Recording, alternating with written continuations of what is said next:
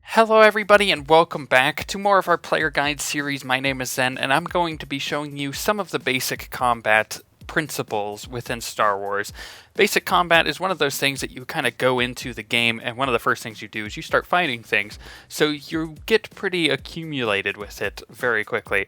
However, it's also one of those things that there's a lot of terminology and it's just very busy. So today we're going to be going over a lot of the different definitions of certain abilities, like what active and passive means, and also what cooldowns or buffs. It's just all these normal terms that if you've been around MMOs for a while, you've heard. If you haven't been around MMOs for a while and you're a new player, then this is all completely foreign to you. But this is why we are here, so let's get started. So there is different types of things that you'll run across when you're going into combat. The first are two different types of attacks. So ranged attacks, which means you'll be fighting from range or from afar, and melee attacks, which means you have to be up close and within the range to touch somebody with a melee attack, like with a lightsaber or a fist if you happen to play the power tech. But both are abilities, right? So you have ranged attacks that are abilities and melee attacks that are abilities. And an ability is anything that you activate on your hotbar. It could be several different types of abilities, and the range of what abilities actually cover is quite huge. So let's break it down very slowly and figure out what kind of abilities you'll find as you play the game. So the first type of ability is a damaging ability, and this is the one most people are familiar with if you've played any game whatsoever. A damaging ability is just something that you use to do damage to an enemy, and it could be anything. It could be a ranged attack, it could be a melee attack, it could be a combination of several, and it's just, like I said, an ability that deals damage. The second one is a healing ability. Now, healing abilities are exactly opposite of damaging abilities. Instead of doing damage, you're healing damage. You're receiving the health back that you've lost. So if I were to heal a friendly player, it would return their health that they've lost to a certain number, depending on what kind of healing ability it is and of the sort. But we'll talk about, the breakdown of what kind of abilities those can be once we talk about the next major thing, which are buff abilities. Now, a buff is kind of a term that we use in MMOs to describe an ability that gives you something that helps your character out, right? So a buff could be like an increase to the total amount of health you have, or the critical strike chance that you have, or anything like that. Usually buffs are activated and then left alone, and you really don't have to worry about them. However, buffs can also come in different kind of forms, such as active and passive. And an activated ability can be anything that you have to activate yourself. So a buff could be this, right? You activate your buff that you get at level 1, and it goes on your character, and then you don't have to worry about it anymore, but you had to activate it to begin with. And then what passive means is something that you don't really have to do anything. It just naturally gives your character that buff. Typically, these are things such as in the skill trees, right? You typically spec into something in a skill tree, and spec means specialize, and then it gives you a passive buff, and that buff will remain on your character no matter what you do, if you die or not. It's just one of those things that you really don't have to do anything with once you've gotten it. So there are passive abilities and active abilities. There are abilities that you activate and then become passive for a while. Technically, that's not a passive ability, but we're going to think of it that way so I can kind of explain the healing abilities as heal over times, right? So you get certain healing abilities and damage abilities. So a healing ability that you use on a character and then it continuously heals for a certain amount of time is called a heal over time. Likewise, a damaging ability that you use on an enemy and that it constantly does damage over time is a damage over time. So those are HOTS and DOTS. Pretty easy to remember when you put them in that little form. However, it's kind of the same way as an active ability, right? So you activate it to begin with, and then the effect is a passive effect. And there are examples of AoE actives and passives. So imagine a orbital strike from an agent or the freighter flyby from a smuggler, right? That is an ability that they activate it starts up, then they can forget about it once it's done doing its thing, and then it becomes a passive effect that is just constantly going on. And there are also some other terms that we have to figure out here, which are the different ability types, right? So you have instant abilities, which are abilities that activate instantly. There are casted abilities, abilities that take a time to charge up, right? So heals are a good example of this. Some ranged abilities, even some melee abilities do this, where you have to cast it and then the effect happens. Typically you cast it, the effect happens, and then it ends, but there are some occasions where it then has a passive effect afterwards. Then there are channeled abilities, which is kind of like a casted ability, except the bar goes backwards. It starts at full and goes to empty, as opposed to a casted ability that starts at empty and goes to full. Channeled abilities such as, death from above from bounty hunters, or even that orbital strike that we were talking about, it's channeled to begin with, and then it has that active effect the orbital strike does. And then it has the passive AoE damage that it constantly does. We call this casting and forgetting. A lot of classes has abilities like this. You have the active casted ability, then you have the passive effect. So once you have that in your head, you can think that could be both damaging or healing, and it can go both ways, which is quite nice. And the last type of major ability that you'll come across in the game are things called cooldowns, and that's just another term that we use in MMOs. Cooldowns are something that you use and then you can't use for a certain amount of time. Typically cooldowns are 5 minutes, 10 minutes at most, but you'll see things like a quick travel can be up to 30 minutes long on a cooldown.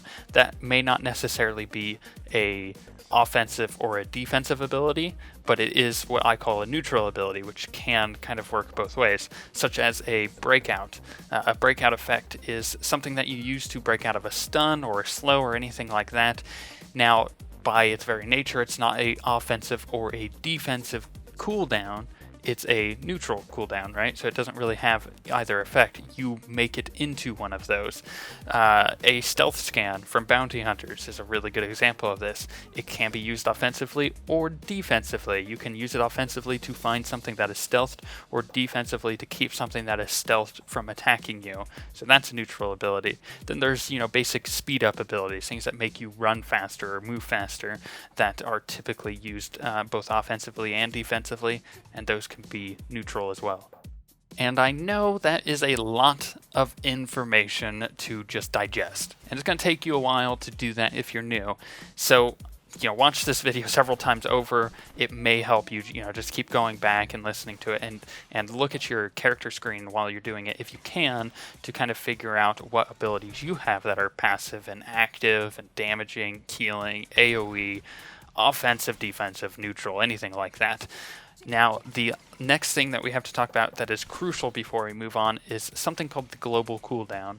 You'll come across this term pretty frequently within the game, especially when you're looking at descriptions of abilities. And what a global cooldown is it's basically a time period between attacks that you can make. So the default global cooldown is 1.5 seconds, which means that you can make a instant attack, but it will be 1.5 seconds before you can make another one of those instant attacks, or any ability for that matter. It just is to keep it from being able to spam instant abilities, a few hundred times within a couple seconds. It's just one of those little barriers that the game tends to add. However, there are times in MMO history where the global cooldown has broken, and it gets quite hilarious.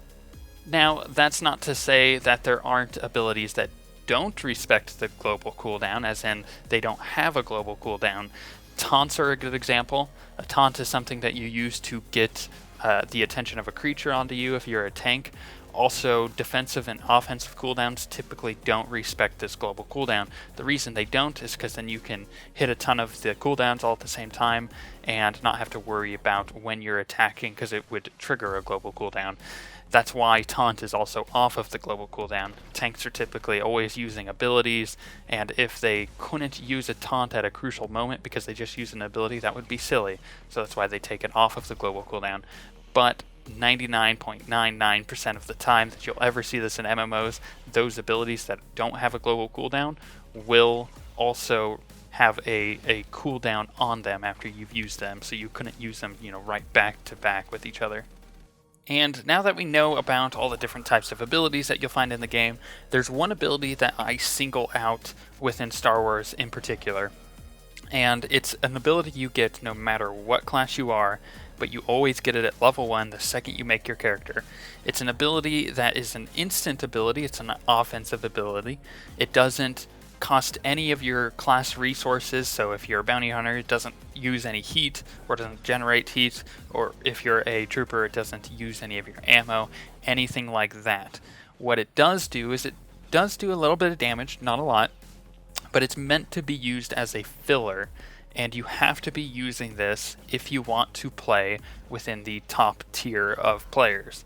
And in fact, I think this ability is probably the most important one that distinguishes Star Wars as actually being a very hard game to play. A lot of people don't understand this, but let's take World of Warcraft, for example. This ability in World of Warcraft is called a AutoAttack, right? It's an attack that automatically happens no matter what you're doing. You could be using abilities and this attack is still going on.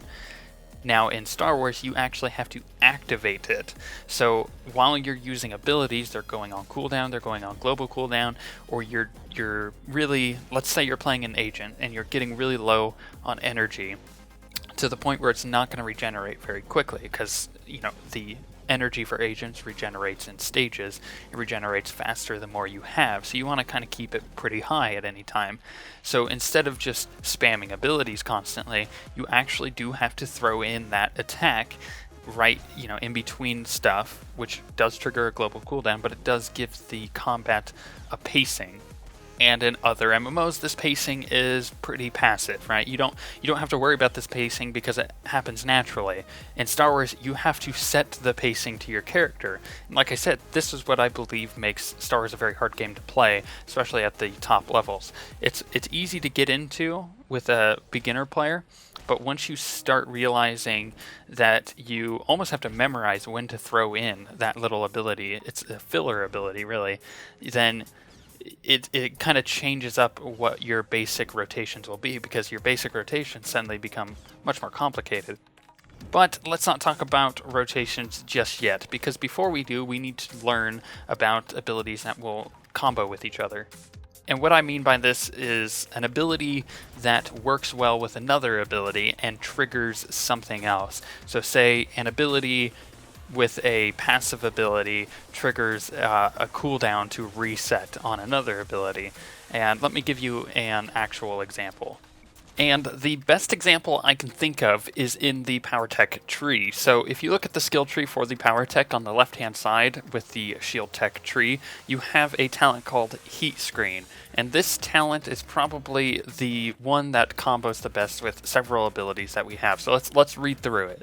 So it says, whenever you shield an attack or trigger your ion gas cylinder, which is a passive ability that the Power Tech tanks have, a buff is generated called Heat Screen, right? This heat screen increases your shield absorption by 1% for 20 seconds. This means for the next 20 seconds, you'll have 1% additional shield absorption. So you'll be able to absorb 1 additional percent of damage every time you shield. And going on with this ability, it says that it can stack up to 3 times, and that this effect cannot occur more than once every 1.5 seconds, which is what we call passive cooldown. In addition, each time you build a heat screen or refresh your heat screen stacks, the active cooldown of Heat Blast is reduced by 1 second. Now we're going to talk about Heat Blast in a second, because this is what actually combos with this passive talent that you get called Heat Screen. So Heat Blast is a connected talent in the tree. It's the next one up, so you really should get it, also because it's the last one. And what it does is it says it fires a shot that consumes all heat screens to deal a significant amount of elemental damage, and it vents 8 heat, which helps out your heat generation. Now, if you were a tank for the trooper, it would generate amount of ammo. But doing this, the ability increases shield absorption by 25% for 6 seconds, and this ability is only usable with 3 heat screens and does not respect that global cooldown that we talked about earlier. So the way that this would combo with each other is you have this passive ability that activates every time you're using you're either shielding or you're activating your ion gas cylinder, which is a passive ability that activates with other abilities you have. So suddenly you have all these combos going on where you're trying to think, what is the best rotation of abilities to use in order to get my heat screens up as quickly as possible. Once you have those 3 heat screens, you could use the heat blast to vent heat if you really wanted to, which allows you then to not be so overheated as a power tech tank, which is nice. Or you could use it in a pinch if you know you're going to be taking a lot of damage. Personally, you generate so many heat screens anyways, it's just one of those things that you hit whenever it's really off of cooldown if you can, especially if you have the rotation down enough where you're always getting heat screens, so that second that heat blast is up you can use it. But there are times where you want to use it as defensive cooldown. And once again, I know this is really complicated and probably overdone. However, this then translates into basic rotations. So like I said, figuring out what works with each other, what combos with each other, what abilities are more important to use because they're going to do more damage or receive more health when you heal people. So you got to kind of figure it out as a basic rotation. Most rotations they follow the common sense rule, right? The heat screen and heat blast, once you read through it enough times that it actually makes sense, because it is pretty complicated when it's written out like that. But once you understand it, it follows a sense of common sense, right? And then you just have to prioritize what abilities you're using, and then using whatever offensive or defensive cooldowns you have. And suddenly you have this crazy rotation that actually might work. And it might be wrong and it might be right, but I would suggest kind of coming up with your own and then checking online with some guides to see if they are right or wrong. And typically rotations will change based on what passive and active abilities and skill trees change. It's pretty complex, but it's one of those things that once you get up to speed with it, it's pretty easy to stay up to speed. However, after a very long-winded episode, I hope that you guys were able to get some kind of knowledge out of this. I'm pretty sure even the most advanced player could get a little bit out of all of the different terms and how things work and how things break down, because it's typically not something that you break down so rapidly in your head with all the different types of abilities there actually are within the game. You just think of them as normal abilities, but if you're a new player, that probably a lot of it just went right over your head, and that's completely fine. So if you have any questions, ask them in the comments below. We'll try to get back to you as soon as possible. But on that note, I will see you guys next time.